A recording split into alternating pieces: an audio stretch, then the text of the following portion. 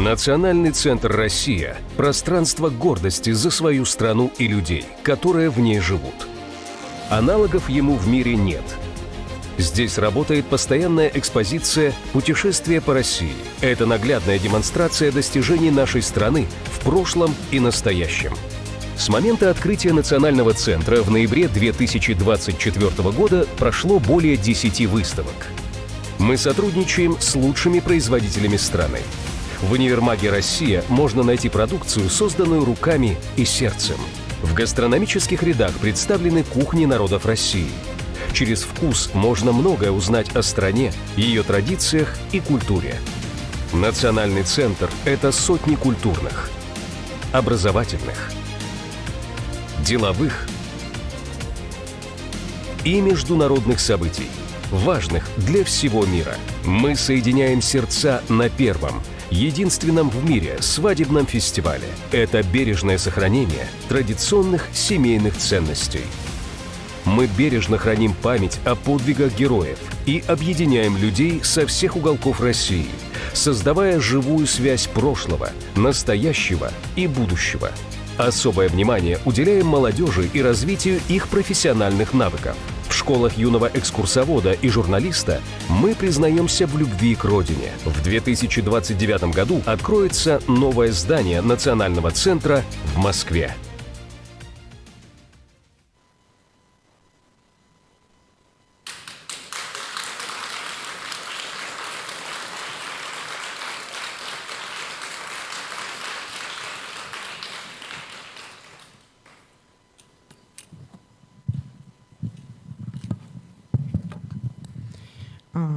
Добрый вечер, дорогие друзья.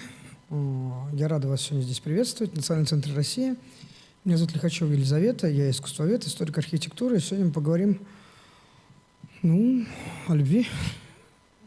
О любви и браке, об отношениях между людьми, об отношениях между полами и о том, вообще, насколько актуальны традиционные представления о любовных отношениях и о семейных отношениях в современной реальности.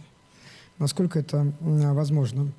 И, конечно, мы вспомним там наши какие-то традиционные истории, которые мы все наверняка знаем, и попытаемся применить это все к современной реальности и к будущему. И сегодня со мной на эту тему будут говорить Марина Нахалова, семейный психолог, психоаналитический и системный терапевт. Простите. Много слогов в слове, я с трудом читаю в последнее время. Александр Акулиничев, главный редактор сайта Psychologist и литературный критик. Поехали. Значит, давайте поговорим. У нас наш разговор разбит по блокам, и мы постараемся эти блоки за отведенные нам 1,5 часа каким-то образом изложить. У нас будет время для вопросов, и авторы самых интересных с нашей точки зрения вопросов благодаря компании XMO получат книжки в подарок, которые вы видите передо мной. Значит, скажите спасибо, что не преступление, а наказание. А была такая идея прекрасная. Я считаю, что очень в тему было бы. Зря мы ее как-то не поддержали. Мы ее не поддержали, да. Еще можно Крейцеру сонату подарить. Значит, я предлагаю начать с истории, с самого трогательного части. Когда мы думаем о любви, как часто мы вспоминаем родителей? Вообще, насколько... Я бы перефразировал вопрос. Насколько ролевая модель, которую дают нам наши родители, когда они рассказывают историю своей любви и знакомства, она может быть актуальна для нас? Это первый вопрос. И как вы понимаете, что в этих историях для нас является, наверное, наиболее самым интересным, самым важным? Кто хочет первый? Давайте я начну. Спасибо за вопрос, Елизавета. Знаете, мне кажется, любые истории внутри семьи, которые рассказываются, они так или иначе задают нам некое лекало, по которому мы реальность эту препарируем. Но вопрос в том, что мы с этим лекалом делаем. Иногда родительские истории и их сценарии вызывают у нас осознаваемое или неосознаваемое желание повторить их, но иногда они вызывают желание сделать с точностью да наоборот. Ну, то есть, например, я как человек, у которого родители вступали в брак очень рано, я, наоборот, не торопился с браком, заведением детей и так далее. То есть у меня такой немножко в этом смысле бунтарский момент был, но при этом как бы в семье стандартно было, там, условно говоря, жениться, выходить замуж в 20 лет. Поэтому мне кажется, тут возможно и так, и эдак. Но, конечно, мы не можем игнорировать этот сценарий. Он всегда является для нас некой точкой отсчета, с которой мы что-то делаем. Да, это вообще довольно, наверное, первый вопрос, который я задаю, когда приходят ко мне в кабинет и в терапию вообще в целом. Я спрашиваю, знаете ли вы историю знакомства ваших родителей и что вы вообще про это думаете. И все чаще я замечаю, что довольно редко люди знают историю знакомства родителей. То есть они знают, чего там происходило, там откуда папа, откуда мама, но вот связано рассказать, что вот эти мужчина и женщина, когда-то они там жили без меня, вот они встретились при таких обстоятельствах. Нам иногда нужно время для того, чтобы это как-то подсобрать, да, и вообще понять свое место относительно этой истории. Поэтому я считаю, это, конечно, как аналитический подход говорит о том, что это одна из определяющих историй в психике ребенка впоследствии. То есть история взаимоотношений родителей между собой важна для восприятия человека. Вообще восприятие себя и вообще понимание, что когда-то эти двое без него жили, без ребенка, что у них есть жизнь до и после, скажем так. И вот это ощущение иногда очень оказывает освобождающее такое разрешение вообще перестать так переживать за родителей, а знать, что вообще-то они без нас справлялись когда-то и сейчас тоже справятся. Это довольно интересно. Вообще людям сложно представить себе, что есть жизнь после них. Это, в принципе, свойственно. Мы сегодня, пока ожидали, проговорили о том, что с развитием искусственного интеллекта у нас скоро будет проблема с правом на смерть. Да, что мы не сможем умирать спокойно, потому что наши мысли, фотографии, наше дело будет продолжать жить. И что с этим делать? И не дай бог наши дети и внуки будут хотеть нас сохранить в виде цифрового двойника. Например. О, Господи, нет. Надеюсь, я до этого не доживу. Вернемся к любви по-русски. Нет, в этом вообще новые технологии, они же настолько сильно изменили нашу жизнь. Даже на моей памяти я не так долго живу, но я помню там ситуацию 40-летней давности и сейчас. Не помню все эти фразы о том, что, сложно себе представить, что там уезжаю в другой город, если что, перезвонишь. Представьте себе 40 лет назад такую фразу, это сразу получить скорую психиатрическую помощь. Соответственно, и новые технологии изменили в том числе и, простите за тавтологию невольную, технологию знакомства. Раньше люди встречались случайно или там намеренно, были какие-то службы знакомств для этого. А сейчас, во-первых, расширились возможности, ну и плюс появились куча всяких инструментов, типа там Tinder, да, как это называется? Я не помню. Разные сайты знакомств, где ты свайпаешь там подходящих, неподходящих кандидатов. Не кажется ли вам, что это... во-первых, стало похоже немножко на супермаркет, такой, где каждый из нас выбирает партнера по какому-то внешним экстерьерным факторам. И второй мне вопрос, или обратная история, на самом деле ничего в отношениях людей не поменялось, а просто изменилась форма знакомства. Вот какая из этих точек зрения, как вам кажется, более верна? Знаете, мне кажется, что любой инструмент, в первую очередь, это инструмент. И то, что на каком-то этапе развития, культуры люди знакомились случайно, на каком-то этапе они знакомились на светских вечерах или, каких-нибудь деревенских праздниках, а на этом этапе они знакомятся с помощью интернета, это просто смена неких инструментов. Но, как мы знаем, благодаря исследованиям коммуникации, тот же Маршалл Маклюин и так далее, любой инструмент — это, в общем-то, и одновременно сообщение, одновременно какое-то послание, которое нам дают. И, естественно, то, о чем вы говорите, Елизавета, да, то, что эффект бесконечного выбора, эффект супермаркета, он присутствует. Здесь я, правда, хочу сделать оговорку. Я успел вступить в свои нынешние отношения до эпохи Тиндера и свайп-культуры, поэтому у меня нет актуальных знаний, как это работает. Вы сейчас только что признались, что вы не молодой так юн, человек. как могу показаться. Да. Либо очень рано вступил в отношения, но это опровергает мой предыдущий тезис из прошлого вопроса. Так вот, я, тем не менее, прекрасно знаю, как это работает. И работает это так, что выбор бесконечный далеко не у всех. Бесконечный выбор в Тиндере у женщин. И правом выбора обладают женщины. Мужчины выбирают из того небольшого количества женщин, которые свайпнули их. На самом деле рынок Тиндера, рынок свайпа, он немножко депатриархален. И в этом его освобождающее действие. Но, как мы знаем, любая свобода, любая революция, в том числе вот такая культурная, она приводит к некоторой временной разрухе. Ну, то есть после революции происходит военный коммунизм и террор.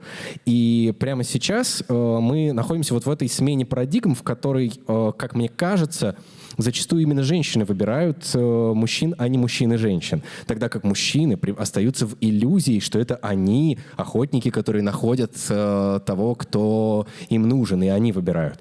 Но сейчас обе стороны еще не осознали этот процесс в полной мере. Мой опыт показывает, что сохранение мужских иллюзий – это главная женская работа и секрет счастливого брака.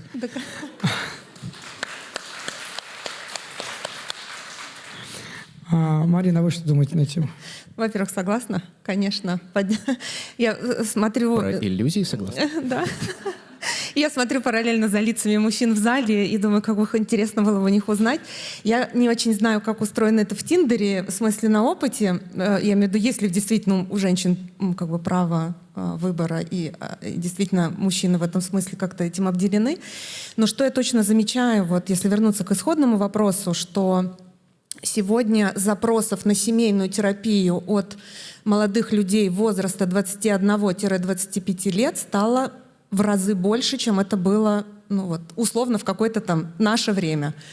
Сегодня есть тенденция к уходу от слияния, от концепции слияния. Раньше мы выходили в отношения, уходя из семей, желая сбежать от родителей, уходя от одиночества, от подъездной культуры, от дворовой культуры. И нам хотелось тепла, объятий, нам хотелось вот какого-то такого ощущения своей нужности.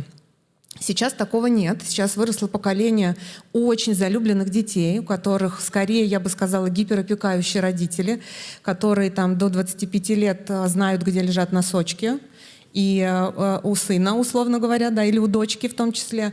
И у них сегодня как раз тенденция к обратному. Они не хотят такой близости, они не хотят спать под одним одеялом, они не хотят ходить вместе в одни и те же места, они не хотят вот, ну, такой чрезмерного ощущения слияния. Да? И это, конечно, в каком-то смысле революция, потому что родители, смотря на это, не очень понимают вообще, что происходит, и можно ли это назвать любовью, если они, там, не знаю, спят в разных комнатах, да, и это их выбор, и им так от этого комфортно. Вот я такую тенденцию замечаю сейчас. То есть, если я правильно поняла, современные молодые люди видят в браке прежде всего партнерство, а не построение таких каких-то тесных взаимосвязей. Да, то есть партнерство, чтобы им график подходил, чтобы они удобно, у них одно и то же время было, условно говоря, когда они там любят завтракать. То есть не так, чтобы это они могли просто совпасть друг в друга, но не сливаясь и не формируя что-то такое общее. Во времена моей молодости это называлось «дружба с привилегиями». Вот. Ну да, и право выхода из таких отношений как будто бы заведомо легче, потому Конечно. что сегодня графики Конечно. одни, завтра другие. Да? Абсолютно. То есть у них вот эта тенденция к свободе сегодня превалирует. Их потребность в свободе. К индивидуализму. Да, потому что слишком опекающие родители, которые столько скомпенсировали то, что не дали нам наши родители, мы, условно говоря, передали детям в тройном размере, и теперь нашим детям от этого хочется бежать. У меня еще один вопрос, который вы отчасти затронули. Вопрос про женскую, про смену ролей гендерных. То есть раньше девушка сидела в высокой башне, и особо избранным она, значит, там спускала свою косу, или особо избранный должен был спасти ее от злобного дракона, не спрашивая ни девушки при этом. Значит, вообще она сидела и ждала. Сейчас ситуация резко поменялась. Насколько, как вам кажется, это реальная тенденция, и это не иллюзия, что на самом деле женщины действительно принимают на себя более активную роль роль в отношениях, в том числе в стадии знакомства, в том числе и в стадии налаживания, в том числе... Ну, вот я вчера смотрел там французский сериал, и там девушка сделала предложение своему бойфренду. Меня это, честно говоря, покоробило. Ну, я просто традиционалист, поэтому мне сложно. Вот насколько вам кажется современная вот эта ситуация, во-первых, долговечна, и возможно, что роли поменяются обратно, и насколько она характерна в принципе, что женщины стали занимать, и девушки стали занимать более активную позицию? Ну, наверное, эта ситуация действительно имеет место быть, но так же, как и в любой ситуации, которая динамична и не статична, здесь есть целый ряд издержек. Ну, то есть девушки действительно сейчас могут сами выбирать и сами быть инициаторами отношений, однако при этом зачастую они продолжают ожидать некого патриархального подхода от мужчины, да? Тогда как мужчина радостно смотрит на то, что у меня девушка такая фем-пауэр, она там сама зарабатывает, сама выбирает и решает, можно, соответственно, немножко подрасслабиться, но при этом глобальные вопросы типа решать буду все равно я, да, чуть что стукну кулаком по столу. То есть из-за этого получается очень большая почва для конфликтов, потому что готовой ролевой модели по факту нет. И каждые отношения, они пытаются нащупать вот тот подход, который нормален именно для этих отношений, который позволит именно этим отношениям существовать. А так-то, конечно, мне кажется, посмотрите там на наш зал, да, на соотношение мужчин и женщин, да, на которые в свободный вечер пошли слушать лекцию и разговаривать, да. Совершенно очевидно гораздо большая степень свободы, которую женщины сейчас испытывают примерно в любой сфере. Есть очень болезненные зоны вроде закона о домашнем насилии и несправедливом распределении зарплат, но глобально право распоряжаться своим временем, жизненными решениями и выбором партнеров у женщин сейчас есть, и это касается и ранних стадий отношений. Да, я подхвачу, и, мне кажется, даже продолжу эту мысль, потому что я тоже замечаю тенденцию некого сестринства, что было утеряно какое-то приличное количество времени, когда женщины были скорее конкурентами друг другу. Сегодня я вижу другую тенденцию, когда и женские тренинги, и женские ретриты, и поездки, и вообще действительно приход сюда большего количества женщин — это как такая возможность немножечко восстановить вот эту какую-то, может быть, там условно несправедливость, которая была испокон веков передана к женщинам в целом, да, и вот пока это сестринство сейчас не напитается, не восстановится, как будто бы действительно у мужчин немного шансов сейчас взять лидирующую позицию. Но при этом обратная сторона этого сестринства, что есть действительно такая имитация силы, потому что, конечно, все равно даже самой сильной женщине хочется кого-то, кто стукнет кулаком, условно говоря, и скажет: мы сделаем так, как я сказал. То есть все равно пока еще нет действительно устоявшихся моделей, старые разрушенные, новые пока непонятно откуда брать, как их генерить, на кого смотреть. Родительские модели уже нам не очень подходят. Исторические, архаические тоже все поплыли. В общем, мы на перепутье, как всегда. Здесь можно добавить, что западные модели мы тоже до известной степени в штыки в силу политических причин принимаем, даже если мы там в совершенно... в силу еще особой позиции российской всегда. Да, то есть тут восточные мы тоже смотрим на них с большим недоумением и скепсисом, да, то есть подходят ли они нам. Я уж молчу, да, про южноевропейские там или южного полушария, да, модели. Получается, что нам действительно вынуждены все искать не то, что русский путь и любить по-русски, вообще формировать его, да, а искать какой-то свой персональный путь. И в этом, мне кажется, боль каждого из нас сейчас. Да, абсолютно так считаю, не только в любви. Если мы говорим о современных аспектах любви, вообще у нас беспрецедентная свобода выбора, мы сейчас не связаны в 99% случаев, например, со сословными предрассудками, на которых строится 90% любовной литературы XIX века, и не только 19-го, или на каких-то имущественных проблемах. При этом кажется, люби кого хочешь, но при этом, чем больше свободы в этих отношениях, тем больше людей жалуются на одиночество. То есть парадокс в том, что старые, как мы называем их, патриархальные, хотя они условно патриархальные отношения, это долгие браки и долгий момент взаимодействия. В современной свободе люди не в состоянии удержать отношения хоть сколько-нибудь долгими и стабильными, а самое главное — это бесконечная жалоба, и это действительно так, я замечаю это и по своим друзьям, жалоба на одиночество. Не ментальное, так физическое. Или наоборот, не физическое, так ментальное. Как вам кажется, в чем причина такой странной, парадоксальной, в общем, ситуации? При общей свободе мы, не связаны с какими-то там устоями патриархальными, мы все равно так часто остаемся одиноки. В том, что мы не в состоянии понять, кто нам нужен, у нас нет какого-то сформулированного идеала в голове, или наоборот, это вот история пересечения неких идеальных представлений, идеалистичных представлений о партнере с реальностью. Когда мы выясняем, например, что у мужчин иногда воняют ноги. Что вы смеетесь? Между прочим, серьезная причина для развода. Безусловно, справедливое замечание. И физиологический аспект тоже нельзя отрицать. Знаете, мне кажется, это одиночество немножко напоминает одиночество очень уставшего человека в супермаркете с гигантским количеством продуктов, с гигантским предложением. Ну, то есть, когда ты понимаешь, что тебе хочется чего-то поесть, условно говоря, но ты настолько устал принимать решения за тяжелый рабочий день, за бесконечную беготню, что ты просто в ступоре осматриваешься и не понимаешь. И остаешься, может быть, даже голодным или, не знаю, покупаешь какой-нибудь джанк-фуд. Простите меня за эту метафору, да? То есть, мне кажется, это немножко парализующий эффект в иллюзии бесконечного выбора, а самое главное, в этом бесконечном выборе общество на нас давит выбирать идеальный, тот самый вариант. Или, окей, не идеальный, но вот твой, подходящий, вторую половинку и так далее. Там человека, который вот здесь бы совпадал, и вот тут бы по графикам совпал. Это ужасно утомительно. Это ужасно утомительно, а самое главное, что компромисс очень сложно принять.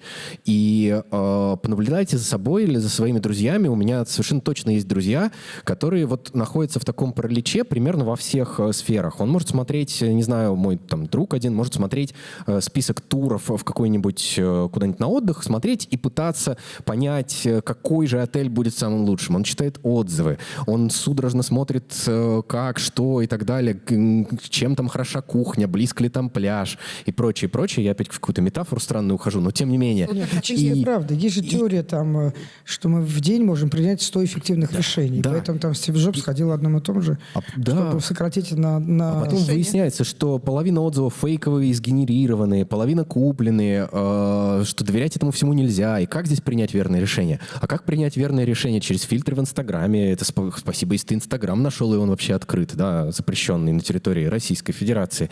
Или вообще, как в принципе принять вот эти решения с таким количеством неизвестных?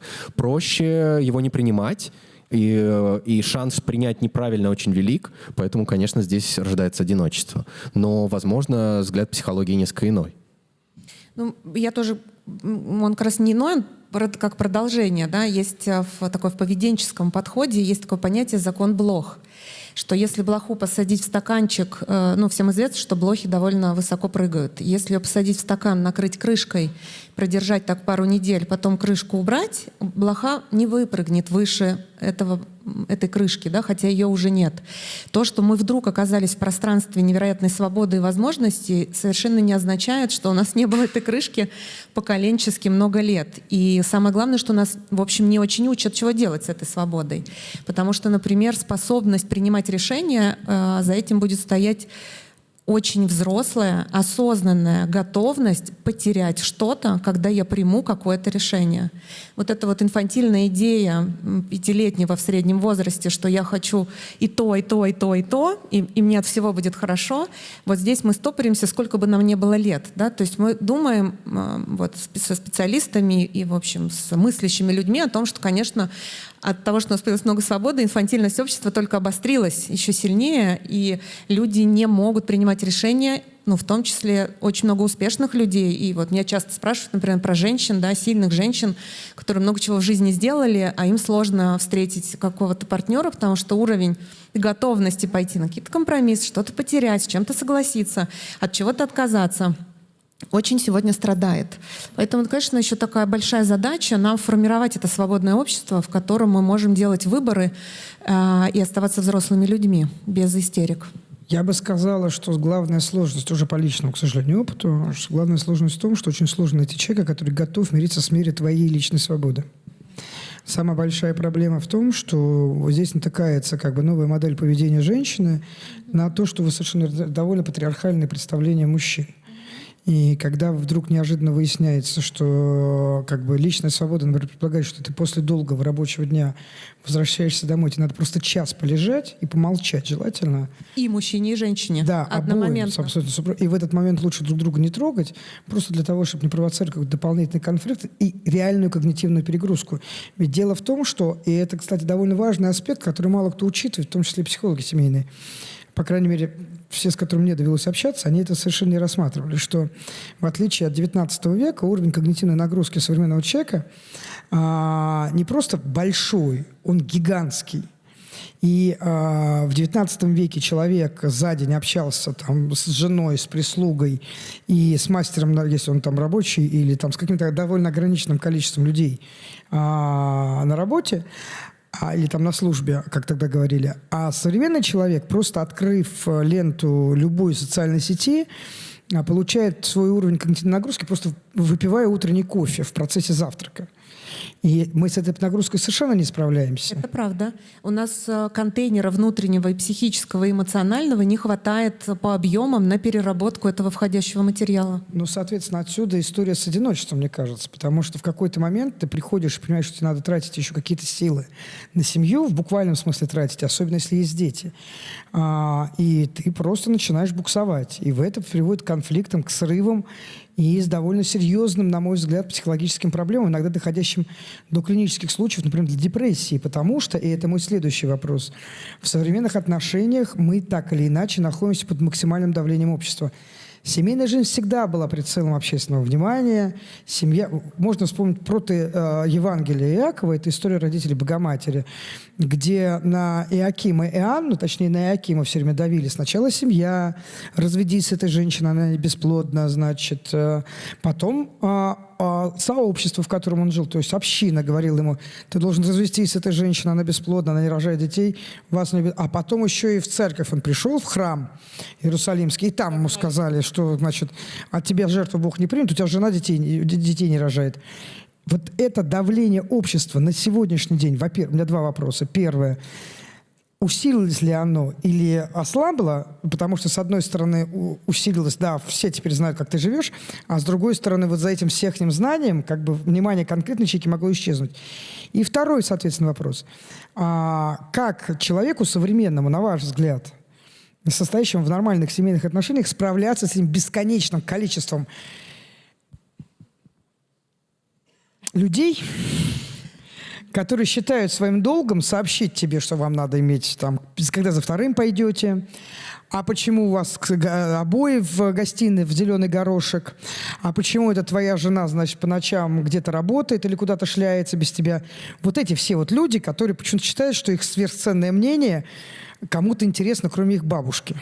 Извините. Извините, бабушки присутствующие здесь.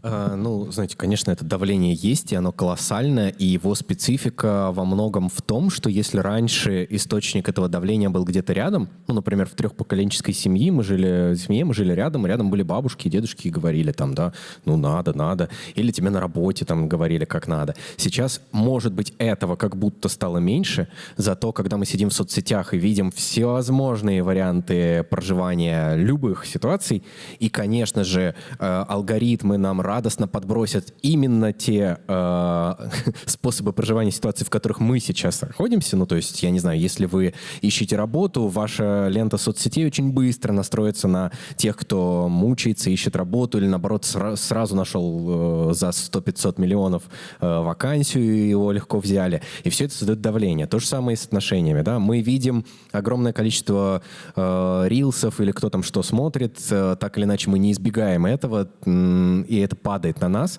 и создает давление. Вот так надо жить, вот правильно, а вот у других получилось, а вот они вместе такие счастливые на Мальдивы слетали, а вот тут еще что-то.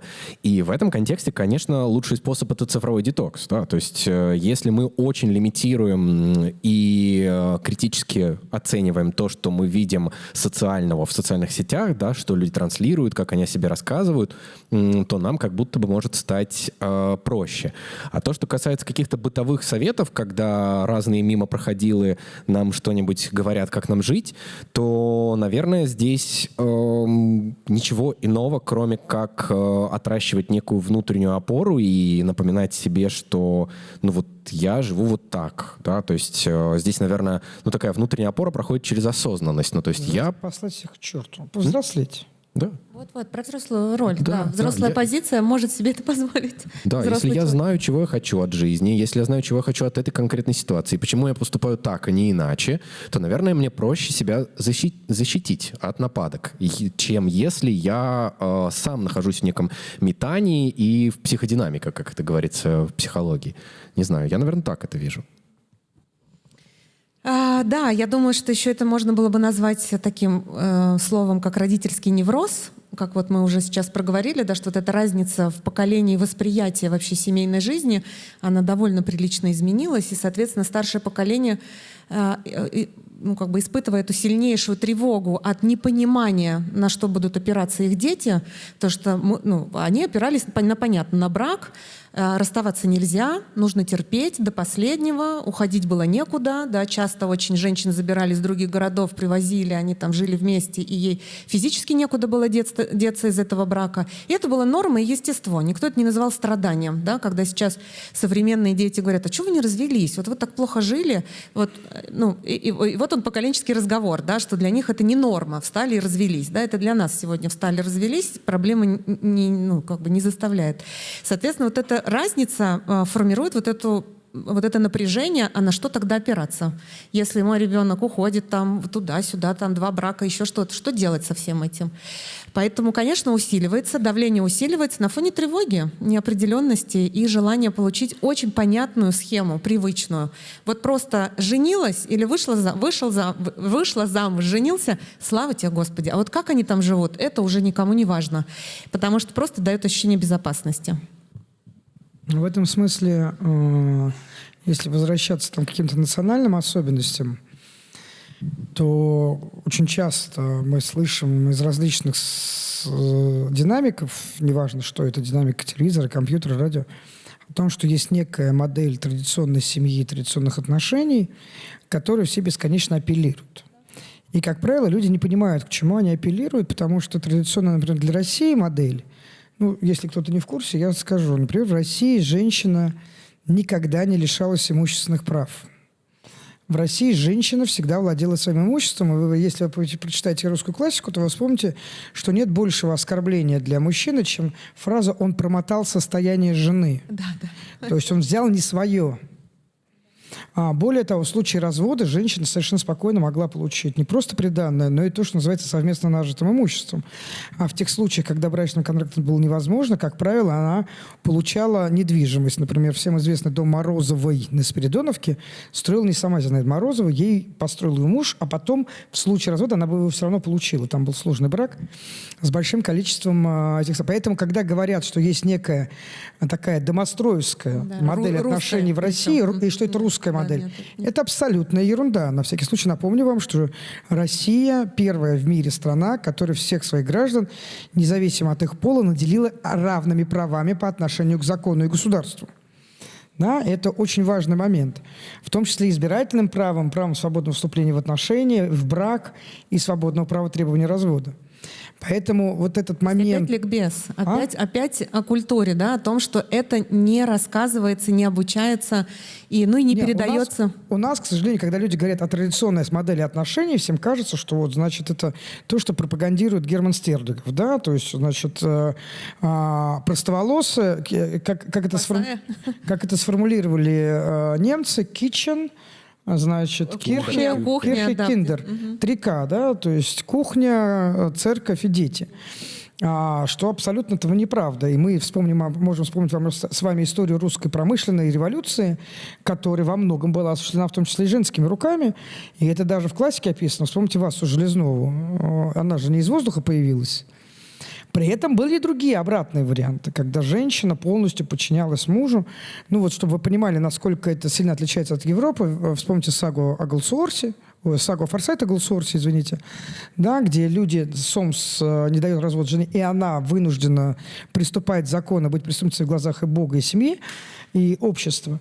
И вспомните любой русский роман, где женщина в какой-то момент просто разворачивается и посылает все к чертовой матери.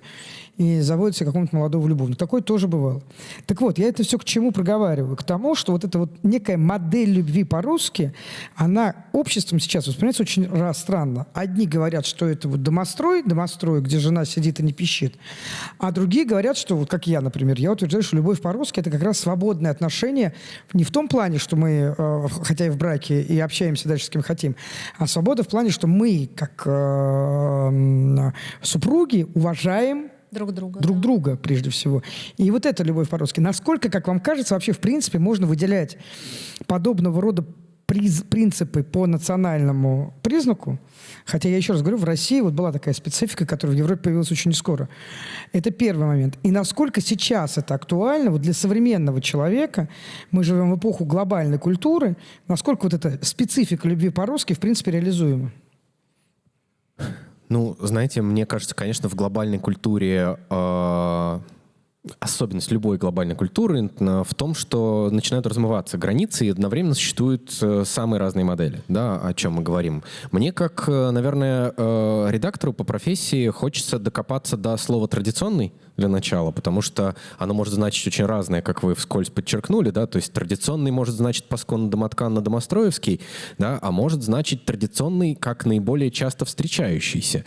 И если мы говорим, что традиционный наиболее часто встречающийся тип семейных отношений, то это одинокая мама плюс бабушка в России. И это... треугольник. И в эти традиционные отношения я точно не хотел бы никого вгонять. Ну, то есть, если так случилось, так тому и быть, но эту модель точно не надо пропагандировать.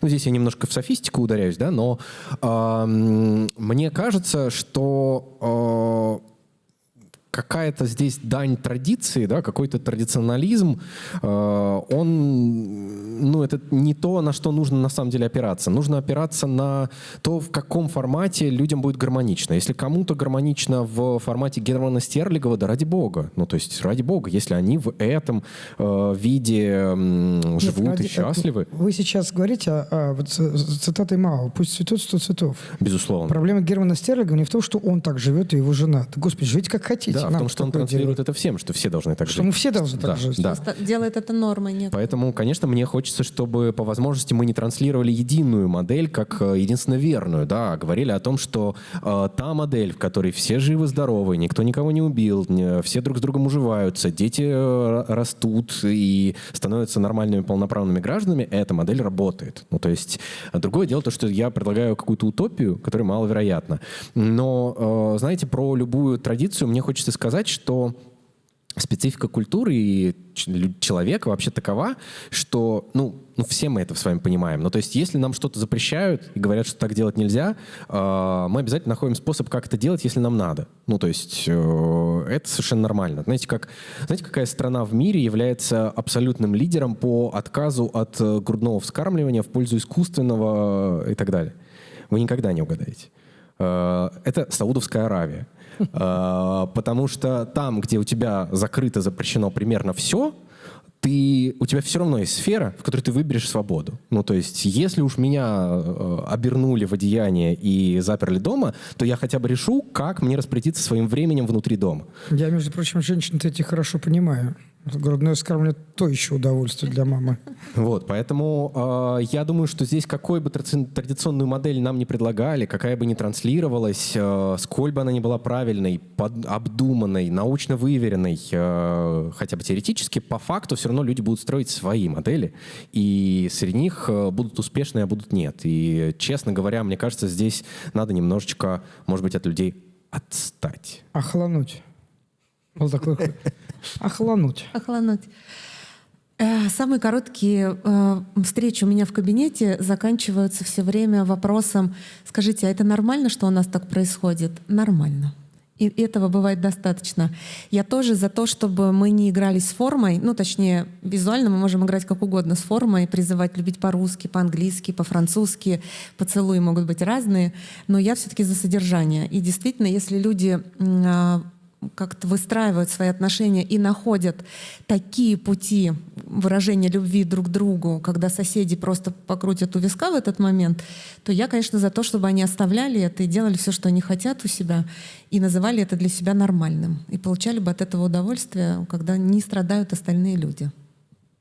Ну, то есть все, что вас устраивает в двоих, это хорошо.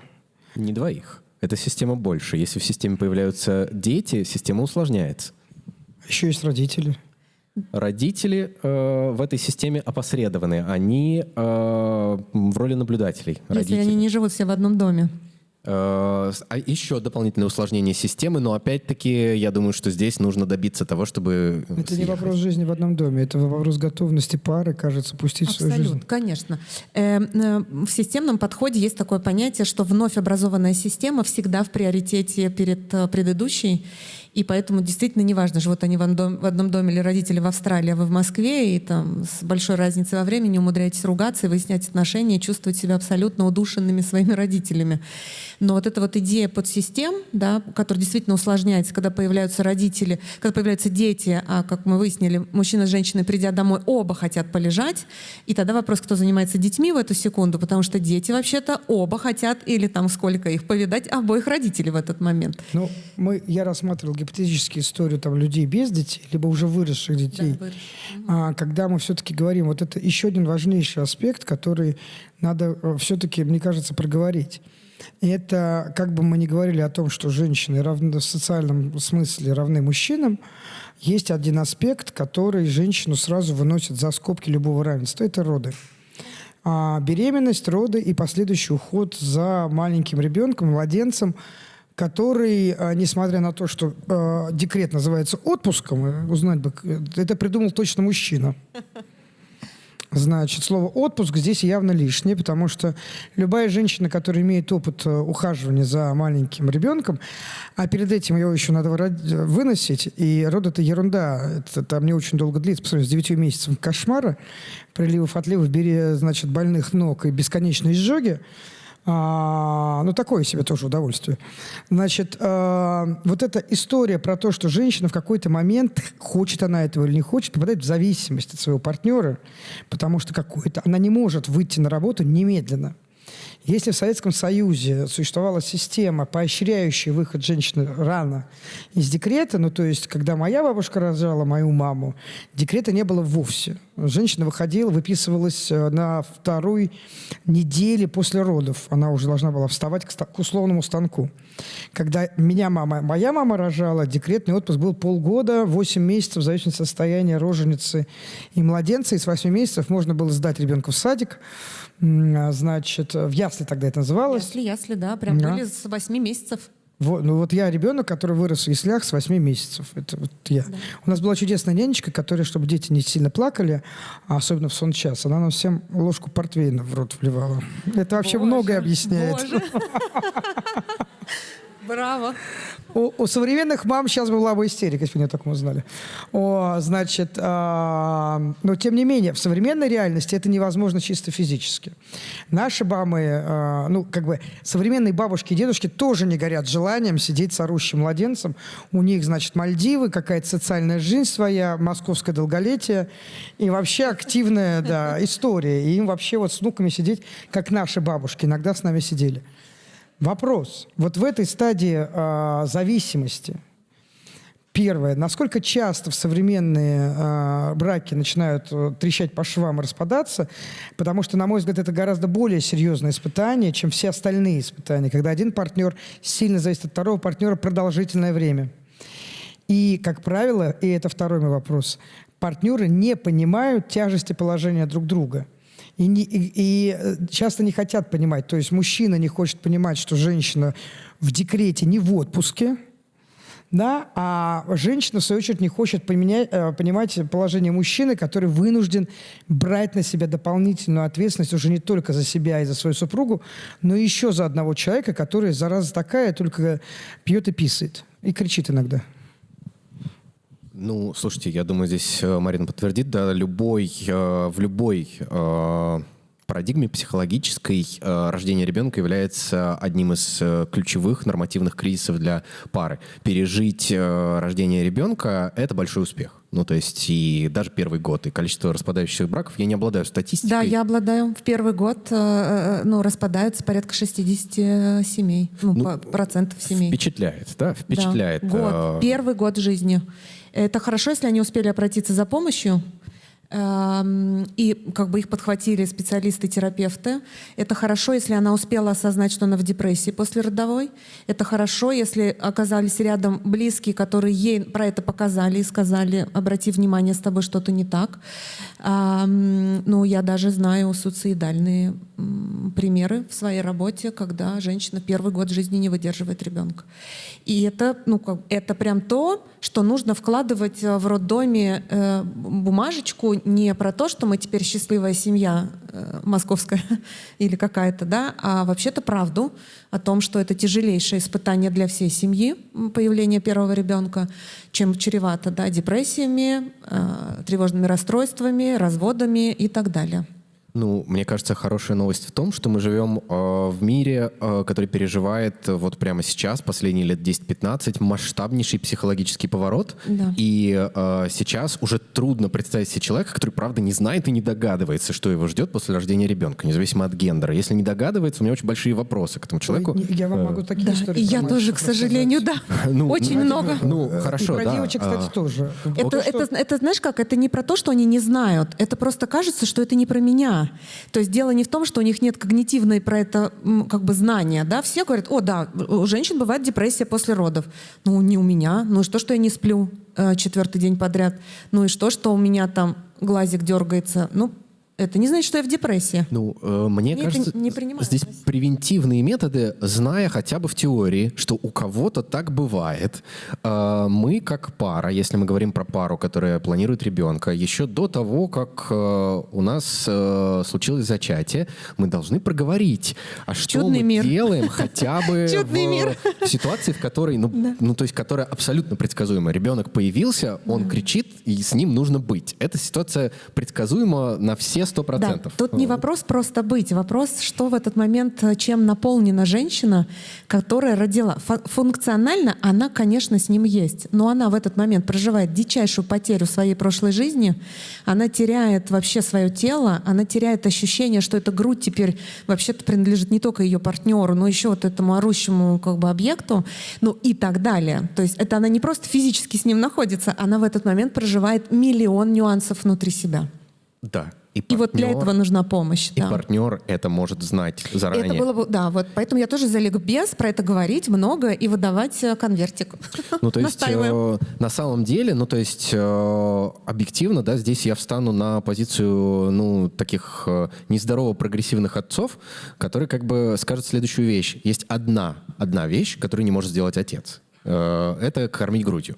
Все остальное он сделать может. Да. И, соответственно, вопрос в том, как вы эти обязанности распределили. Что вы сделали. И это делается заранее. Понятное дело, где-то вас все равно ошарашит, огорошит, и вы столкнетесь с непредсказуемым, то есть с тем, чего вы не ждали. Но магистрально вы понимаете. Да, я соглашусь. И здесь я тоже встану на эту сторону в том смысле, что женщины за счет своей гипертревожности и гиперопекающей роли часто думают, что мужчина не справится первый год. Да? Им кажется, что они не смогут поменять памперс, что он неправильно там марганцовкой что-нибудь там намажет, или что-нибудь не так сделает. То есть это общее место. Это не то, чтобы кто-то... Еще момент, что в этот момент на женщину, извините, я вас перебью, давят ее родители и матери.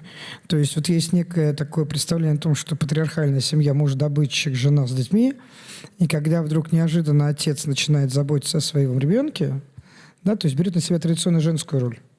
Меняет памперсы, подмывает, укачивает, соски, бутылочки. Вот это все то. Иногда стирает пеленки руками, если у ребенка аллергия какая-нибудь, в машинку не запихнешь.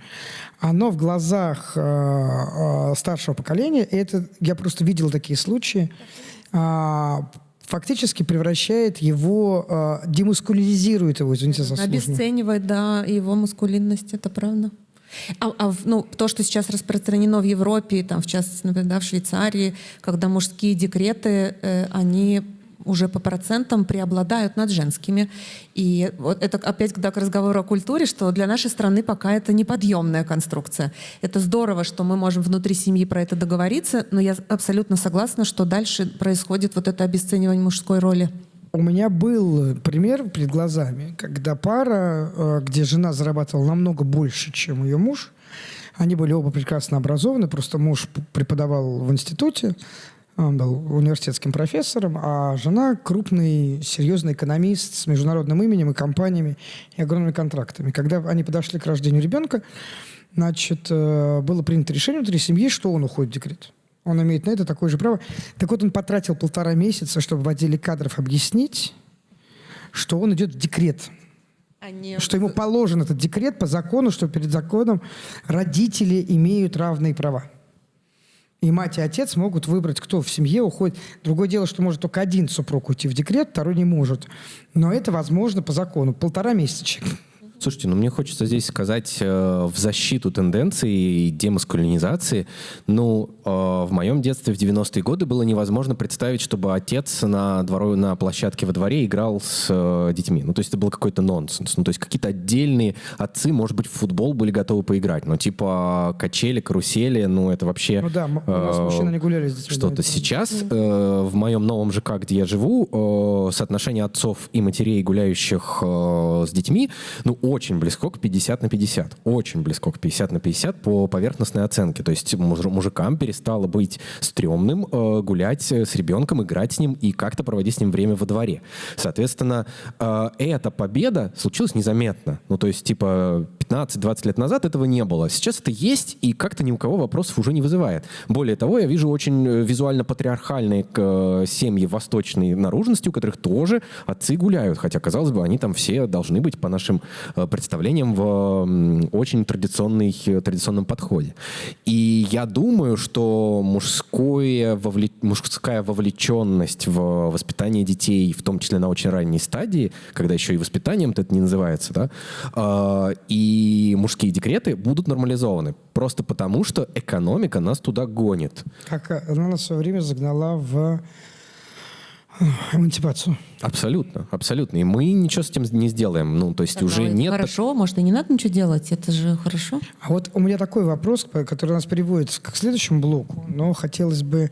Вы затронули, Марина, в одной из своих ответов, что в первый год женщина максимально психологически уязвима, и 67% отношений брачных распадаются именно в первый год, то есть до года младенца. Не кажется ли вам, что имеет смысл, возможно, помимо того, что мы там каким-то образом пытаемся простимулировать рождаемость, раздавая материнские капиталы, и принимают довольно дорогие прочие меры, возможно, имеет смысл включить, например, в УМС обязательную психологическую консультацию для молодых семей? Именно психологическую консультацию? Именно. Я про это говорю везде, где только можно про это сказать.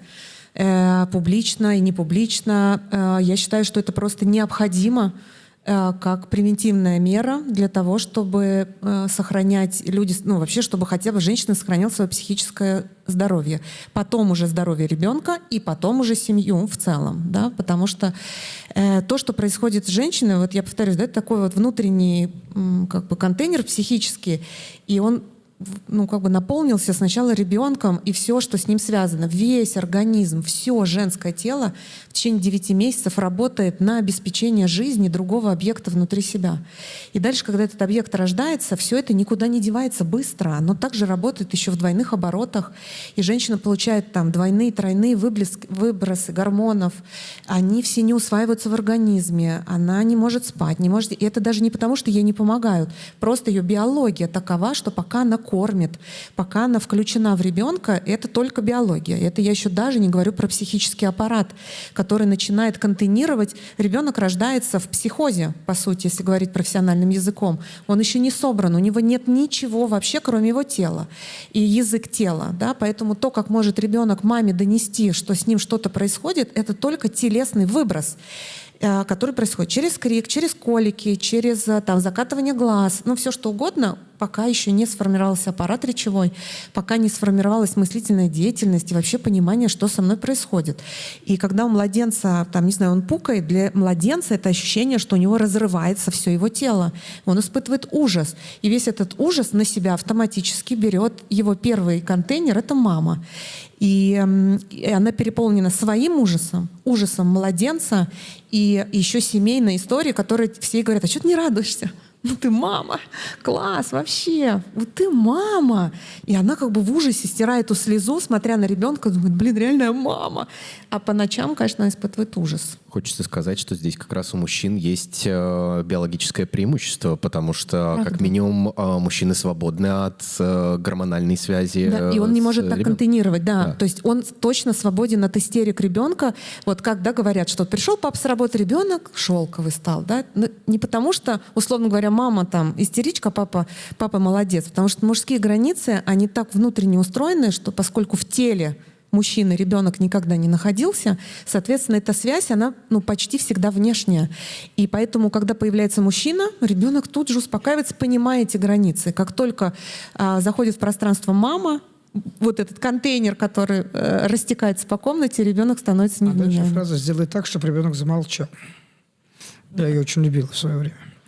Окей, я недаром спросила про психологическую помощь, которую не хотелось бы доводить до психиатрической. Но, тем не менее, сейчас отношения между двумя людьми, как правило, и это довольно частое явление, регулируются внешним человеком. Это семейный психолог. И, собственно говоря, как вам кажется, в каком случае, если мы в ситуацию с ребенком мы поняли, это обязательно. То есть желательно, чтобы... Крайне желательно, чтобы люди, которые готовятся к рождению ребенка, делали, если у них возникают какие-то проблемы, смогли это осознать и имели бы возможность, это не обязаловка, разумеется, но имели бы возможность, не сильно нарушая свой семейный бюджет, обратиться к квалифицированному специалисту по этому вопросу. А вот в каких еще случаях психолог нужен в отношениях? Когда его звать? В чем психолог видит свою основную задачу в роли семейного психолога? Я обычно так вот как-то с парами разговаривая, говорю о том, что если вы понимаете, что вы 70% своего жизненного времени находитесь в выяснении отношений, значит, пришло время как-то привлечь медиатора, да, привлечь третьего человека, чтобы обсудить, что вообще между нами происходит.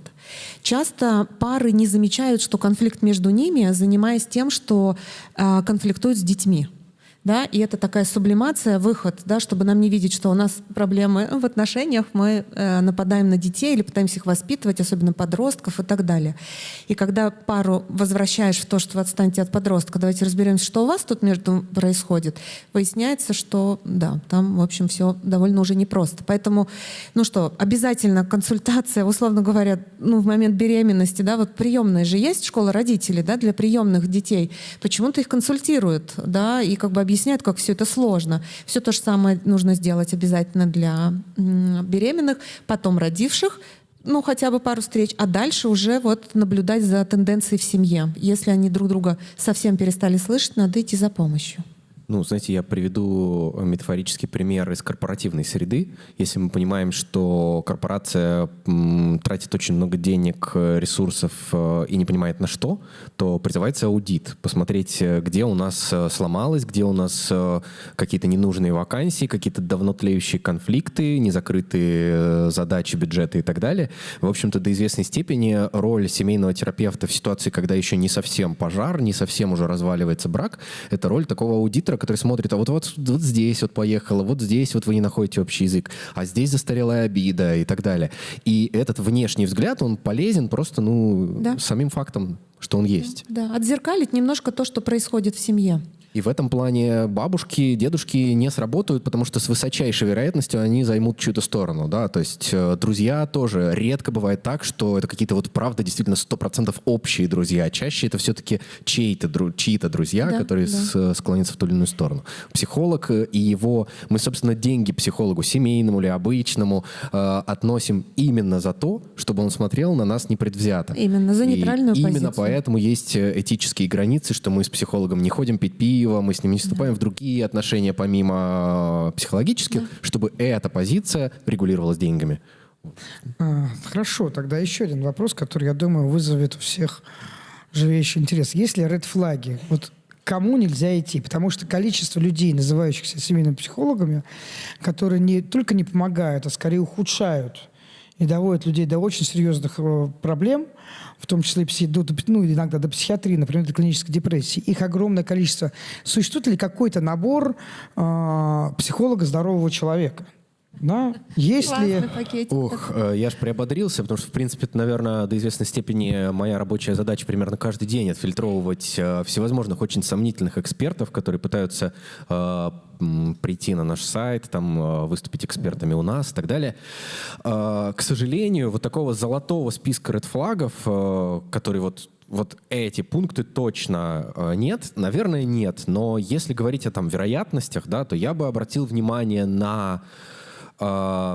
Если вам пытаются задорого продать какую-то очень авторскую методику, которая не связана с каким-то общепризнанным методом терапевтическим, это очень большой red flag. Ну, то есть, понимаете, как бы наука, в том числе психология, как ни крути, это наука, она существует в парадигме накопления знаний. И если есть годы наблюдений, что вот так-то помогает, так в таких-то ситуациях с такой-то вероятностью, то значит, этому нужно следовать.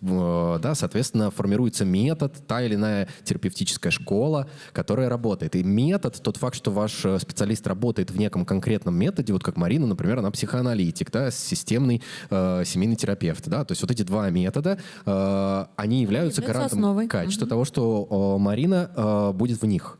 Если же вам человек предлагает авторскую методику, которая только моя и ничья больше, это я бы советовал бежать от этого человека, потому что, скорее всего, он хочет ваших денег, но не хочет вам помочь. Либо совсем страшно, если он правда верит в свою методику. Дыхание маткой не работает. Это еще хуже, да, дыхание маткой не работает. И второе, на что я советовал... Да, сказал мужчина, дыхание маткой не работает. Я уверен, что не работает. Если бы работало, я бы видел эффекты даже на себе. Второй red flag, на который хотелось бы обратить внимание, это очевидная ненаучность того, что вам предлагают. Ну, то есть будьте осторожны с психологом, который предлагает, ну, это не психолог уже, да, с людьми, которые могут назвать себя регрессологами и изучают ваши прошлые жизни, изучают астрал, гадают на Таро, смотрят гороскопы, пытаются продать вам квантовую или цифровую психологию на основе чата GPT или чего-нибудь еще. Помните, этот метод может быть вам полезен. Но в какой-то совершенно другой ситуации. Не в ситуации, когда у вас плохо. Ну, мы все знаем, что если диагностирован рак, нежелательно идти к травницам и колдунам, потому что лечению рака это не поможет, но может помочь психологически. Да? Ну, то есть, соответственно, то же самое и таролог не поможет в той боли, которая у вас есть. Но он может вам какое-то ощущение контроля дать или что-то еще. Поэтому, в общем, здесь осторожнее. Ну и третий, конечно, red flag — это нарушение этических границ. Если вы чувствуете, что психолог в первом же контакте что-то где-то не по протоколу, условно говоря, делает, ну то есть излишне много рассказывает о себе и занимает пространство. Ну здесь, может быть, даже Марине отдам слово. Да, все правильно. Вот как раз я здесь подхвачу.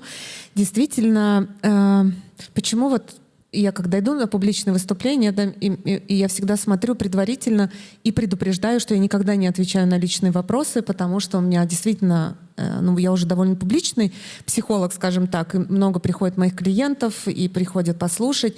И мне важно, чтобы я могла потом вернуться в кабинет, и мы бы не обсуждали 2 часа мою личную жизнь, потому что это моя история. У меня для этого есть мой психолог, и я с ним это перерабатываю. Соответственно, конечно, если вы пришли к специалисту, и он вам много и подробно, и в красках рассказывает про себя, про свою личную жизнь, ссылается на примеры, говорит, а вот я вот в этом месте бы так поступил, а вот я со своим ребенком так делаю. Хорошо, я ни в коем случае не ругаю своих коллег, потому что мы просто говорим о том, что это не помогает. То есть это не навредит, конечно, вот такой прямой вред не нанесет, но не помогает. Второй важный момент, конечно, это соблазнение на какие-то более личные истории, да, когда давайте мы встретимся в кафе, а вот, сейчас этого, слава богу, меньше, но я по-прежнему встречаю, допустим, от мужчин жалобы на то, что женщины, терапевты соблазняют мужчин. И это действительно, их нельзя в этом винить, просто надо понимать, как устроен аналитический, вообще психологический процесс. Это очень сложно выдерживать настоящий... Этикой не запрещено? Запрещено. Но у нас запрещено на красный свет ходить, и, в общем, это не мешает людям перебегать дорогу, к сожалению. Я не говорю, что это повсеместно, но я говорю про прям red флаги, да, что если вы чувствуете какой-то намек, не нужно этого терпеть, не нужно никак вообще с этим объяснять, что просто у него дурное настроение, может, он перепутал, может, не надо вообще об этом ничего себя никак уговаривать, нужно просто уходить. Если вы пришли к семейному терапевту, пожалуйста, я много где про это говорю, еще раз скажу в публичном пространстве, не может семейный терапевт работать и с парой, и с каждым человеком по отдельности. Это недопустимо. Как бы и чего вам не рассказывал специалист, и если меня услышит специалист, который это делает, покидают меня помидоры, но я очень за это топлю, потому что это тоже повсеместно. Когда мы встретились, психолог не может вступать в коалицию ни с кем. Он не может, там, если, допустим, он узнает, что мужчина изменяет в отношениях, он на личной встрече это сказал, а на семейной, конечно, он про это не говорит. Получается, семейный специалист становится в коалицию с этой изменой. И дальше она не может, он или она, вести релевантную работу с этой парой. Она не сможет ни сохранить им отношения, помочь сохранить, ни помочь им по-нормальному расстаться по-человечески, потому что у нее всегда будет знание, что, допустим, что он изменяет или она изменяет. Это недопустимо. Никогда на это не соглашайтесь, пожалуйста. Всегда должна быть такая работа, при которой нейтральный семейный специалист, и у каждого есть свой отдельный психолог, в идеале, которые вообще не пересекаются даже в сообществах. Спасибо большое. Это на самом деле крутые советы, потому что не секрет, что для человека сам факт обращения именно к психологу, это довольно тяжелый и серьезный поступок. Ну, то есть мы все готовы ходить к терапевту в случае, если у нас болит горло. К мужчинам, правда, не ко всем относятся, но есть мужчины, которым при виде градусника падают в обморок. Значит, это какая-то очень странная, кстати, специфика именно мужской психологии. У женщин как-то попроще с этим. Но неважно. А пойти к психологу, то есть признать, что у тебя какая-то проблема, которая идет из твоих каких-то жизненных проблем, да, это прям шаг. Я уже не говорю о более тяжелых случаях, когда надо обращаться прям к психиатру. У меня есть еще один red flag, с вашего позволения, я все-таки его добавлю. Это, возможно, невозможно оценить вам как пациенту, но это всегда увидит наблюдатель, которому вы, вероятнее всего, будете о таких вещах рассказывать. Не любой настоящий психолог, видя серьезные клинические проблемы, отправит вас к другому специалисту.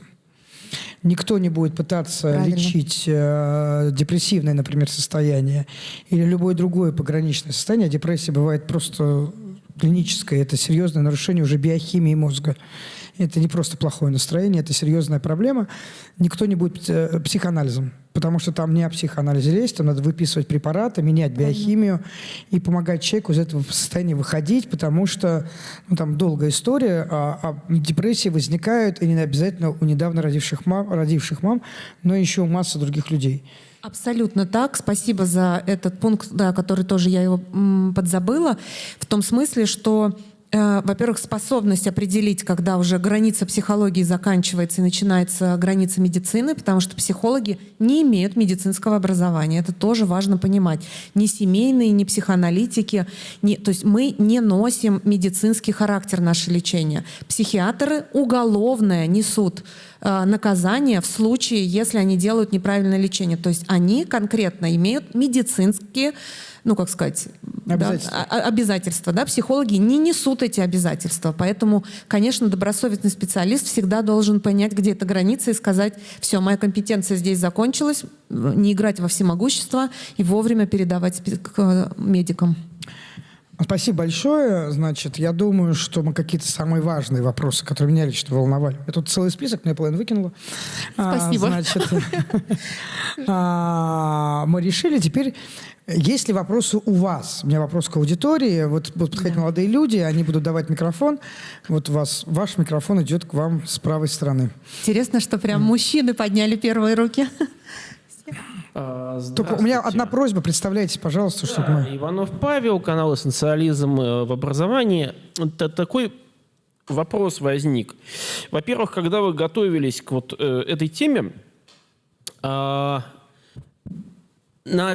какие источники вы опирались? Если узлы связать, да, то к чему, на что вы опирались?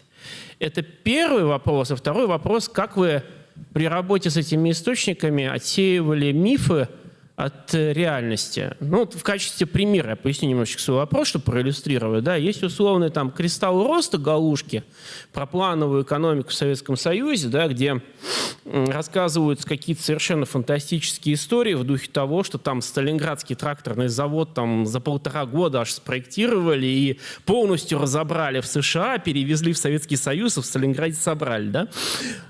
Когда ты обращаешься к источникам, то оказывается, что речь-то идет просто про металлические конструкции крыш, но никак не про завод. Вопрос, как с источниками работаем. Да. А есть там, допустим, условно Алексей Сафронов «Большая советская экономика», где гораздо более осторожная риторика и отчасти потому, что человек госпланированием своими руками работал. Спасибо большое. Вот, то есть вот такой, вопрос про источник. Попробуем ответить.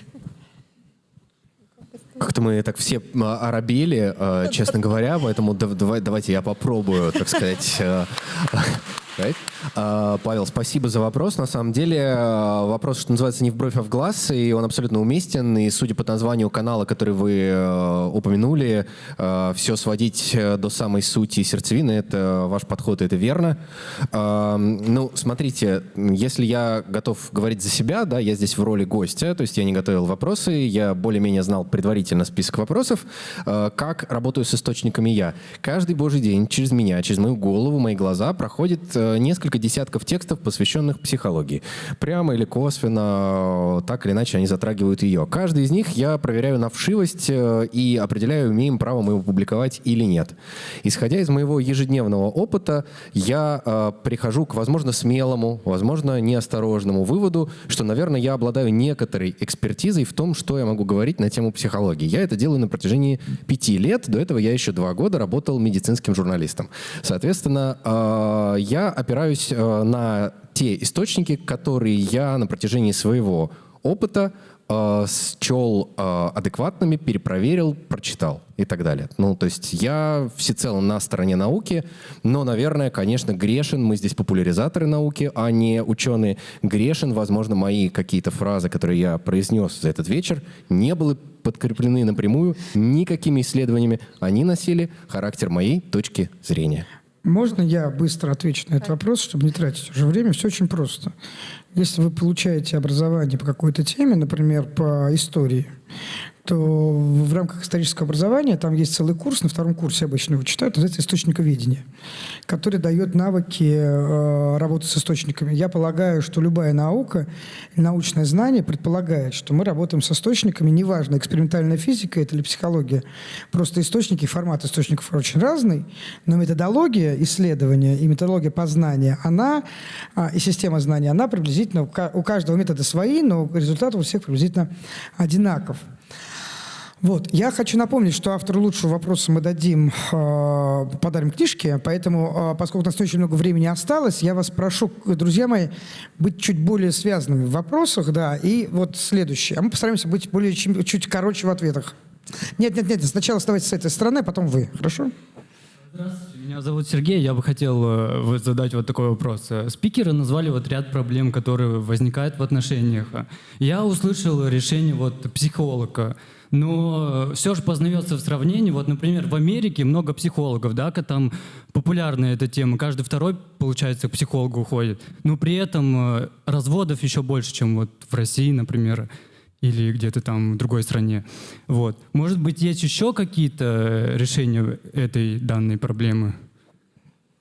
Чтобы люди жили вместе, счастливы были и хотели заводить, заводить семью, детей, и при этом были счастливы. Я немножечко поправлюсь. Мы говорили про психолога не как про основу семейной жизни. Мы говорили о том, что мы идем туда, когда плохо. Но вы это как решение проблем. Да, как одно из решений. А какие еще есть решения проблем? Ну, например, я не психолог, но я вот считаю, что одним отличным решением любых семейных проблем является разговор. То есть вы говорите о том, что вас не устраивает не психологу, а прежде всего своему партнеру. да, или своему супругу. Это вообще обычно работает, когда люди начинают говорить, а не кидаться друг другу табуретками или не бросаться друг другу, причинять какой-то другой вред, это обычно срабатывает. Психолог нужен как медиатор, как посредник там, где вы не смогли договориться сами. И не факт, что он поможет. Не существует универсальных инструментов. И есть еще один секрет. Любите друг друга. Это обычно работает. По-разному. Тут развивать или еще что-то открывать, может быть, уроки там в школе какие-то делать на эту тему. Слушайте, ну, здесь, наверное, я чуть-чуть вступлю в дело. Мне кажется, все, что превращается в обязаловку, перестает восприниматься как что-то ценное, поэтому я здесь скорее против каких-то школьных уроков и тому подобного, ну, потому что это сразу будет как со школьной программой. Мы для обязательства ее, может, там как-то по диагонали прочитаем, но по факту знать не знаем, что в ней. Я бы сказал так, что, ну, помимо, естественно, разговора, и лучше разговора ничего нет, и, в конце концов, с психологом мы тоже разговариваем, помимо этого, ну, чтение качественной литературы, я говорю не художественной, а психологической литературы, это тоже, в общем, разговор с человеком, который все это поизучал. Сейчас, к счастью, книг, посвященных психологии, исходно написанных на разных языках, в том числе на русском, предостаточно. Это, конечно, сложно ориентироваться в них. Наверняка наткнетесь на что-то, что вам будет не по душе. Но, тем не менее, чтение, условно говоря, начиная с классиков психологии, может вам помочь выстраивать отношения. Но это путь долгий. Ну, то есть это прям вот просвещение, что называется, и это может занять у вас годы. А в момент, когда вы в конфликте, наверное, вам книжка, конечно, не поможет. Главное, не разговаривайте с искусственным интеллектом. Пожалуйста. Да, потому что это миф. Добрый вечер. 29 лет, Шах, Москва, автомобильный бизнес. У меня вопрос к Марине по поводу Фрейда, по поводу мастурбации, порнографии. Да. Потому что вот как это влияет сейчас на построение ячейки общества, да? Нужно ли внедрять его и смотреть, или все-таки Нужно отбросить... ли мастурбировать? Давайте такой вопрос. Не, ну не так. Я имею в виду, влияет ли вот это вот на женскую, да, психику, там, на мужскую психику, и нужно ли это там смотреть, или запрещать, или не запрещать. И про социальные сети. Вот это вот, нужно ли, как бы, да, там, долго сидеть в социальных сетях и знакомиться в них, или все-таки знакомиться вживую? Вот вы как считаете, как психолог? Влияние мастурбации, порнографии. На социальные сети. Да. Сузим. Публично не стоит, я думаю. Да, Фрейд, конечно, к мастурбации никакого отношения не имеет, ну, поскольку это мой как бы учитель, скажем так. Месье Знаток. Да. Фрейд все-таки говорил о влечениях, да, вот, которые у нас имеют разные, мастурбационные в том числе. Ну, второе, наверное, тема мастурбации это больше к сексологии относится, да. Но я, тем не менее, скажу, конечно, важно знать, как мы устроены, важно знать, где и как живут наши возбуждения, наши влечения, наши эрогенные зоны, знать, как мы устроены и от чего мы получаем удовольствие. И в этом смысле, если человеку помогает порнография с собой познакомиться, welcome. Если помогает это, там, не знаю, развернутые социальные сети, тоже пожалуйста. То есть задача изучить себя и познакомиться с самим собой. Особенно если, например, в семье вообще не принято говорить про сексуальное развитие, ну или как-то не было принято, да, что это довольно часто, когда я у мужчин спрашиваю, пап, мальчиков спрашиваю о том, ну вы вообще говорите с мальчиком про мастурбацию, например. Папы до сих пор немножечко белеют в этот момент и говорят, в смысле? Со мной никто никогда не говорил, я там сам как-то научился и так далее. То есть с точки зрения культуры, конечно, надо это все внедрять и про это говорить. Вот. Что касается знакомств, тут не надо быть психологом, конечно, личные знакомства всегда в приоритете. Да. Вот там был вопрос, да.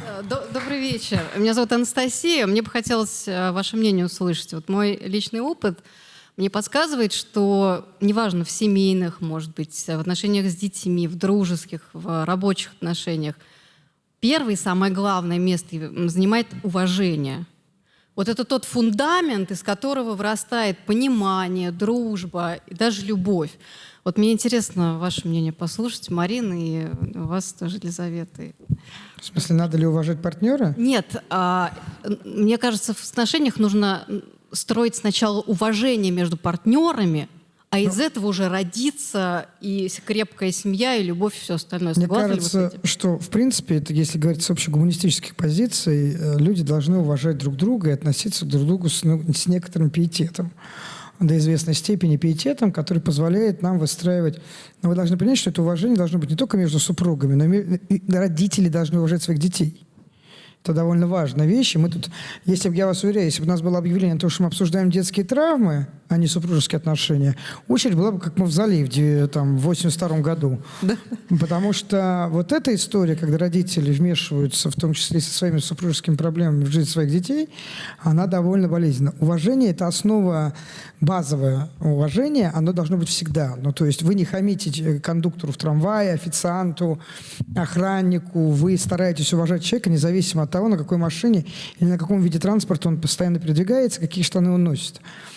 Конечно, в семье это супер важно. На мой взгляд, любая семейная жизнь строится прежде всего на взаимном уважении. На унижении строится только абьюз. Абьюзивные вещи, и это несчастливые семьи. Ну, как там Толстой, помните, про счастье, несчастье сказал? Но там можно разбирать, у нас была идея разобрать там какие-то основные кейсы из русской литературы, потом мы поняли, что как-то депрессивненько получается. Что не то, чтобы их там очень много каких-то позитивных кейсов. Я по поводу уважения хочу добавить одну вещь. Есть совершенно замечательная книга исследователя, психолога Марио Якоби под названием «Стыд или истоки самоуважения». И там Якоби очень классно подчеркивает тот факт, что вообще в основе уважения к другому лежит уважение к себе, как исходное. И говоря, ну то есть еще то, что мы с вами, наверное, должны сделать до того, как надумаем вступать в какие бы то ни было отношения, это разговор с собой по поводу того, уважаю ли я сам себя. И на самом деле ответ на него может вас разочаровать, если вы копнете поглубже. Может, не вас конкретно, да, а каждого из нас. Потому что на самом деле самоуважение не является у нас данностью. Настройка по умолчанию. Настройкой по умолчанию не является. И отсюда идет и неуважение к другому. Да. Добавить прям совсем нечего. Все так и есть. Вот у нас еще есть пара вопросов. И давайте мы... Да. Здравствуйте, я встану, раз уважение все-таки. Лейла Гуйшова, кандидат филологических наук, преподаю в ВУЗе, магистр психологии. Вопрос следующий. Несмотря на то, что тема сегодняшней встречи «Любить по-русски», я азербайджанка, выросшая в России, рожденная здесь. Но когда мы говорим про все проблемы, они на самом деле как бы для всех людей одинаковые, по мне как. И бывают разные истории и предков, и поколений, и так далее. Но я у Марины Нахаловны на практике, у меня внутри спокойно, она очень классную фразу сказала, что настоящая близость наступает там, когда мы способны выдерживать разность друг друга. И тут вопрос следующий. Как интерпретировать все сегодня обсужденное, вышесказанное, когда дело идет о межкультурных, межнациональных, международных отношениях? Потому что это, конечно, челлендж. Классный вопрос, спасибо. Спасибо. Это политический вопрос или когда мы выходим, ну что внутри семьи. Это просто может быть и в рамках даже нашей огромной страны, люди разных культур. Ну, это очень сложно. Вот правда в том, что это очень сложно. И те пары, с которыми, например, я имела дело в терапевтическом контексте, сталкиваются это даже на уровне, не знаю, тайны крещения. Возможно ли, невозможно. Поведение родителей разное. Где-то принято, там, не знаю, старшего ребенка отдать на воспитание бабушкам, там, по-моему, в Узбекистане. Если я не ошибаюсь, могу ошибиться, поправьте меня, да, вот где-то там это как бы трансгенерационная нормальная история. А в России, конечно, это такая история как бы невозможно прям совсем отдать, потому что это очень сложно. И в этом смысле очень важно, чтобы терапевт, к которому пришли, мог бы эту историю поддержать. Я воспользуюсь маленьким эпизодом и скажу, что, например, история знакомства моих родителей была связана с этим, что у меня есть немецкая кровь и украинская. И этот конфликт внутри, он как бы позволил мне, в общем, стать профессиональным человеком и решать эти конфликты теперь на профессиональном уровне. Это сложно. не знаю, вот так немножко размыто, но там действительно нет волшебной таблетки. Ну, если говорить про психологов, ну, то есть ко мне, как к главному редактору психологического медиа, очень часто приходят с вопросом «посоветуй кого-нибудь» и так далее. Если мелькает аспект межнациональный, межкультурный, я все-таки стараюсь по возможности посоветовать психолога с соответствующим бэкграундом. Увы, наверное, без этого, правда, будет сложно. Это часто бывает, ну, особенно там Кавказ, да, то есть, ну, нужно, чтобы человек хотя бы контекст знал. И игнорировать это, наверное, ну, трудновато. Хотя, опять-таки, зависит от вашего запроса. Если ваш запрос вообще никак не связан с культурными реалиями, а ну, ситуативен, например, да, там, профессиональное выгорание здесь и сейчас, может быть, и это не важно. Но я бы советовал действительно, если вы ищете психолога, то искать кого-то, у кого есть хотя бы капелька того же бэкграунда. Спасибо большое за вопрос. Последний вопрос, да, потому что мы уже по времени попадаем. Здравствуйте, меня зовут Георгий, кандидат технических наук. Мне кажется, мой вопрос будет дополнением предыдущего отчасти. Смотрите, вы подняли тему традиционной семьи, что должна быть жена, муж и дети, и чем больше, тем лучше. И если смотреть на последние тенденции, то у нас больше поддержки от государства идет тем, кто рожает больше детей, казалось бы. Соответственно, вектор есть, но ситуация такая, что в нашей стране, например, один из самых больших перекосов по соотношению числа женщин к мужчинам. Вот. И в ситуации, когда у тебя, мягко говоря, непростая экономическая обстановка, и понятно, что за любым кризисом идет просвет, и он заканчивается, но, тем не менее, это бьет и по демографии, и так далее. Понятны инициативы, но как быть тем людям, которые не вписываются в этот контекст, как им обустраивать отношения и как им мириться с тем, что есть вектор от государства, и он единственный правильный, а все другие формы взаимоотношений, они исключаются. Спасибо. Очень больно, даже больно, даже слышать это больно, потому что это правда то, что вы говорите. И ответ не как этим людям встраиваться, а как нам принимать это. Да? То есть я бы думала о том, что так же, как и как встраиваться женщинам в общество, где доминируют мужчины, как мужчинам встраиваться там. Но этот вопрос есть, он актуален, и он пока решается только внутри кабинетов наших, я имею в виду аналитических, да, или психологических, пока мы не имеем другой возможности. Может быть, когда-нибудь это изменится. Ну, может быть, здесь чуть-чуть может помочь такие малые дела, что называется. Если в своем кругу вы транслируете свою позицию, свое право жить так, как вы живете, как, ну, действительно, право, да, что вот я живу вот так, я не вписываюсь, например, то это уже хорошее начало, да, как минимум на свой круг вы в этом плане влияете и нормализуете иной какой-то нешаблонный подход. Если каждый будет не затаиваться, не прятаться и не бояться, а говорить, что ну я вот так живу, да, ну вот такие обстоятельства, может быть, мы куда-то сдвинемся потихоньку снизу. Государство здесь точно не придумает, ну, наверное, ни при каком раскладе, как жить каждому из нас. Ну, то есть государство мыслит большими цифрами. Ну, то есть, типа, вот есть масса, она должна вот так жить. А какие-то, так сказать, края этого гауссового колокола его интересуют очень слабо. Можно я тоже отвечу? Я не психолог. По своему опыту, поскольку я как раз вписываюсь в историю нетипичного подхода. Мне сложно строить отношения с супругом, потому что мне тяжело терпеть на своей территории кого-то параллельно в себе. И как бы семейная жизнь моя не сложилась, несмотря на то, что у меня есть дочь. Она, слава богу, выросла, и скоро у нее день рождения, кстати. Вот, не забудьте поздравить. И как бы, то есть я честно пыталась, но в какой-то момент стало понятно, что нет, не моя тема. И вот я, судя по всему, та самая одинокая разведенка с кошками.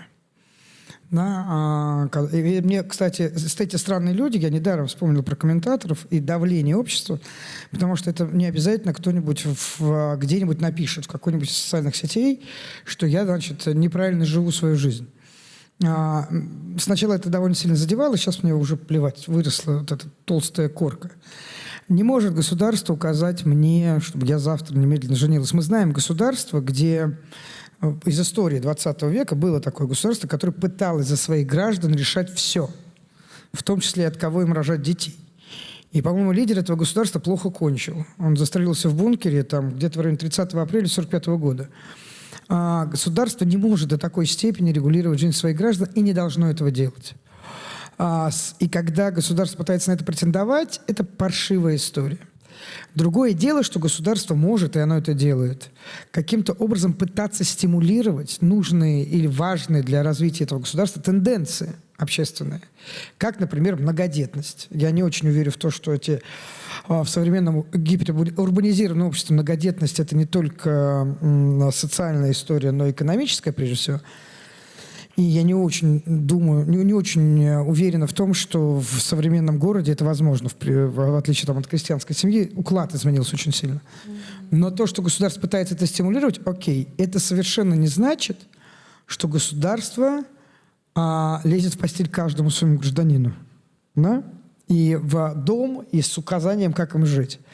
Я бы в данном случае воспринимала политику государства не как попытку запретить то, что не попадает в мейнстрим, а как, или там в главное направление, как попытку простимулировать главное направление таким образом, чтобы оно оставалось главным. Вот это, мне кажется, более корректное было бы. Хотя иногда, конечно, создается, особенно когда слушаешь иных представителей этого государства, иногда создается впечатление, что государство хочет доминировать над всеми отраслями нашей жизни. Но я вас уверяю, что это не так, хотя иногда такое впечатление может создаться. Вот, это если совсем вкратце. Ну, потому что мне ни разу ни в одной государственной организации не сказали, что я должна немедленно выйти замуж, пока у меня еще не кончился детородный возраст, пойти еще родить 5 детей. От общества я это слышу регулярно. А вот от государства ни разу не слышала. То есть прямого, понятно, что они там стимулируют, капитал дают и так далее. Но вот никто мне, ни один государственный чиновник никогда таких вещей не приказывал. Вот. Я в заключение хочу сказать спасибо вам, во-первых, большое, что вы все пришли. Мне кажется, что у нас получился очень интересный разговор и количество вопросов, в которых превалировали, кстати, вопросы от мужчин, несмотря на то, что аудитория преобладающая женская, значит, показывает, что на самом деле мужчинам чаще надо, и женщинам проще, они, в принципе, болтушки, надо чаще говорить о том, что вас реально волнует, потому что, когда вы это проговариваете, вы вербализируете, в том числе, свои страхи, особенно про самоуважение понравилось. Вот. Я благодарю своих прекрасных собеседников. Это Марина Нахалова и Александра Акулиничева. Я правильно фамилию ставлю? Спасибо. Вот, потому что всегда приятно говорить о каких-то аспектах с профессионалами и с людьми, которые понимают, о чем они говорят. Я хочу вам напомнить, что мы сегодня говорили о любви. Я не уверен, что это по-русски, потому что я не уверен, что есть какая-то особая русская любовь. Про французскую слыхала, про русскую нет. Значит, в преддверии 3-го Всероссийского свадебного фестиваля, который пройдет здесь, в Национальном центре России, 8-9 июля, если вы будете там в Москве, обязательно приходите. Это довольно важное, интересное событие. Мы ждем вас с вами новых встреч, еще о чем-нибудь обязательно потрепимся. И, возможно, у вас есть какие-то идеи, чтобы вам хотелось там увидеть, услышать. У Национального центра России есть довольно много социальных сетей, там можно оставить комментарий или написать в личку, что называется.